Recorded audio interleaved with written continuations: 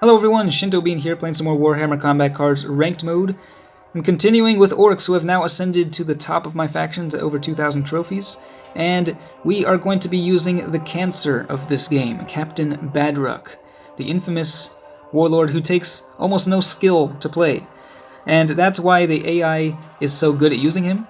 A lot of Warlords in the game require a certain specific playstyle or deploying your cards in a certain order. With Badruck, you don't need any of that. You can just throw down some big ranged units and they'll obliterate everything in their path. Now, for newer players, you might be interested to know that Captain Badruck's special rule used to be even stronger than it is now. It used to deal 75% damage and trigger regardless of whether you destroyed something with a ranged or melee attack. Now, they nerfed that pretty harshly down to 50%, but then soon afterward they changed it to what the special rule is today, which is 60% and only triggering with the ranged attacks. It's still very strong though. So this is a build that I have seen most often, I think. Now these days actually Badruck it tends to, I think, run more bodyguards, more smaller units mixed in there, just so it is able to better deal with the likes of Watch Captain Artemis. But still, this deck, I think, at the higher levels in particular, it can be very difficult to deal with. Got the Squig Buggy in here with a powerful barrage, also has a whole lot of health. Got the Daka Jet, another popular one just because of its extreme damage. The Precision Shot, at this level, able to deal almost, I think, 80 damage. The Snazwagon is very durable with its multiple shields, and also has high ranged attack, and then we got the Grot Tanks with Taunt that can protect the other vehicles. And of course, since all of these are vehicles, they have very high initiative, meaning you will get to go first almost every game. Captain Badruck himself does not have the best stats, but he actually has quite a bit of health, I think, so it can be difficult to take him down even when he deploys to the field, especially if you have a greatly weakened army. And it sounds like we are up against the Space Marines. And hey, this is someone who is part of my clan. Running the new Captain Acheron with full 8 bodyguards. Now this is actually going to be an interesting battle. I am very curious to see if Badruck is able to deal with Acheron's new Iron Halo. And these guys are at a pretty good level, so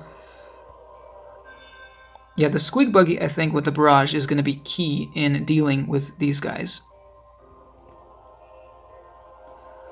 Alright, so far some pretty weak units deploying to the field at the beginning. Do we want to put down the Daka Jet or the Snazwagon first? I think we'll go with the Snazwagon. Shields on there will be able to keep it alive for most of the game. But, oh, they've got Tigurius on the field. Now that is going to be an issue. He's got 3 shields, and of course, with the Iron Halo, he can survive the first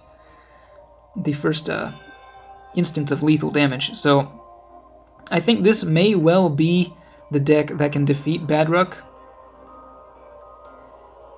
I'm about to find out. If they go for the Psychic attack, they'll also be able to debuff my attack with from the Apothecaries. Ready? And it looks like there it goes, dealing a lot of damage to the Grot Tanks and reducing the effectiveness of my next attack.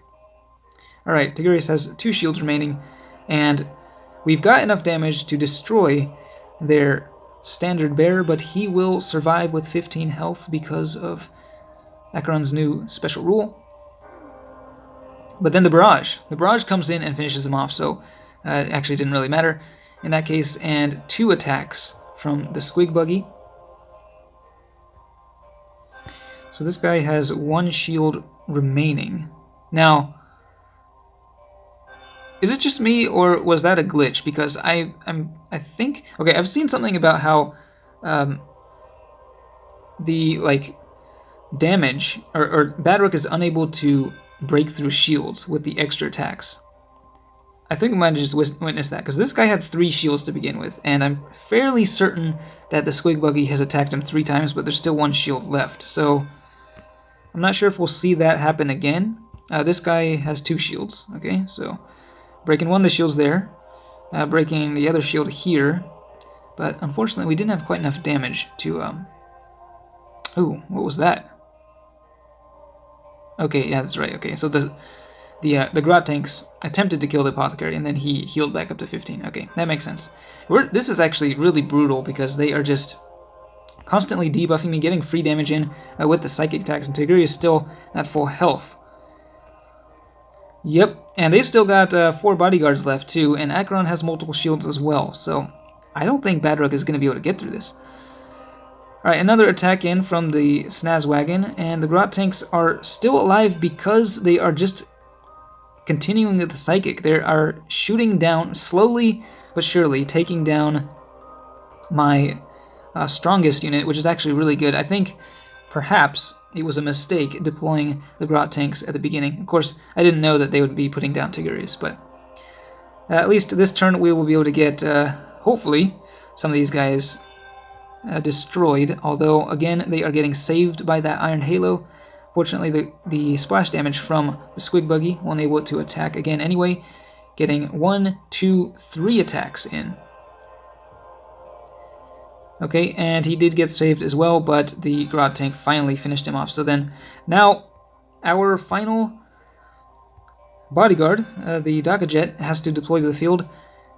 The Snaz Wagon still has full health with 1 shield, but the Squig Buggy only at 36 health. This is looking very dangerous, and if they have more shields, this could spell doom for Badruk, I'm afraid.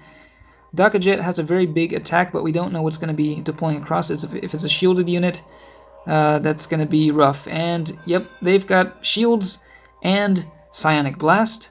Another Psyker on the field. This is going to be a painful turn.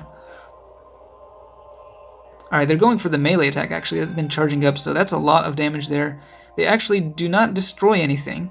And now the Squig Buggy is once again going to be able to get multiple attacks in. We'll see if it's actually able to break the shields. Now pay close attention here. So this thing, it only has 1 shield. So it should only take 1 shot to destroy the remaining shield on there. We'll see if it actually works. Okay, so an extra attack. Oh, actually, that's right. I spoke too soon. I thought I was going to... I completely forgot about the Iron Halo. So the Scout. This guy is a hero. This guy managed to take down a Squig Buggy. Live to tell the tale. Badruk himself deploying to the field. Now the precision shot is actually going to take down the Scout. And Badruk will get an additional attack in, but I don't think it's going to be quite enough to destroy anything. Yeah, he's at 6 health, and he's going to survive the next attack too, so 63 damage from the Psychic attack. And now that we do not have Barrage, I'm afraid we don't really have any way of easily dealing with these guys. And Acheron on the field, they've got a really big ranged attack charged up. He's only at level 6, but still, I don't think we have enough attacks to be able to destroy these guys. They can just go with another Psychic attack, destroy the Snaz Wagon.